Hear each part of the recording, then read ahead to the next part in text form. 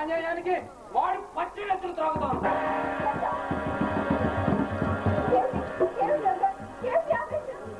ఇది నా ఆవేశ స్థలానికి వాడు పని కావాలి. రాముని అన్నగా నిన్ను వదినగా గౌరవించాను. నా హృదయంలో నీకు పవిత్ర స్థానం ఇచ్చి ఆరాధించాను. నీ సుఖం కోసం నా ప్రేమను త్యాగం చేసి మీ ఇద్దరి వివాహం జరిపించి కళ్ళారా చూసి ఆనంద బాష్పాలు రాల్చి తృప్తి పొందాలనుకున్నాను. కానీ ఆ ద్రోహి నాకు చేసిన అన్యాయానికి నా జీవితాన్ని అంకితం చేశాను. ఏ అన్న కోసం నేను ఎన్నోళ్ళు శ్రమిస్తూ నా జీవితాన్ని అంకితం చేశాను.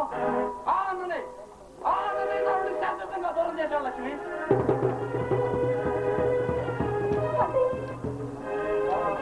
మా అన్నను దారుణంగా హత్య చేశాడు.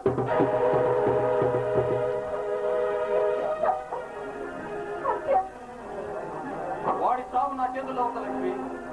అందుకే వాడు నా అన్నను హత్య చేశాడు.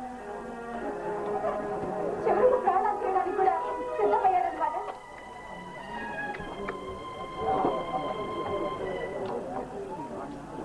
లక్ష్మి, వాడిని అంతమందించే వరకు ఈ రంగడికి శాంతి విశ్రాంతి లేదు.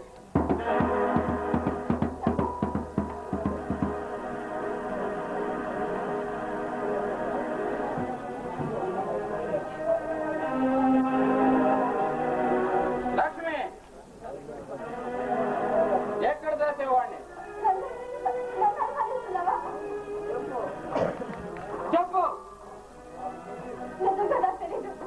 వాడు నీ కనుసంలో మెలిగే కామాంధుడు.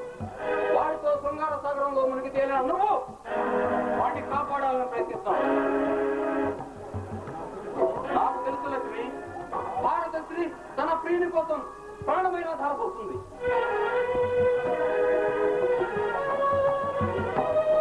నీకు తెలియకుండా వాడెక్కడికి వెళ్ళలేడు.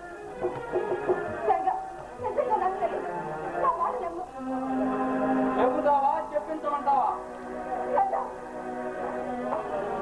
గతాయువాన్ని కాఠిన్యం నుండి గోవును రక్షించలేవు లక్ష్మి. వాడి నికృష్టం శరీరాన్ని మొక్కలుగా నరికి కుక్కలకు ఆకలి తీసే సమయం చెప్పు, ఎక్కడ వాడు? మీరిద్దరు చూడగలరు. వాడి ఆశకి ఎలా తెలుసుకోవాలో నాకు బాగా తెలుసు.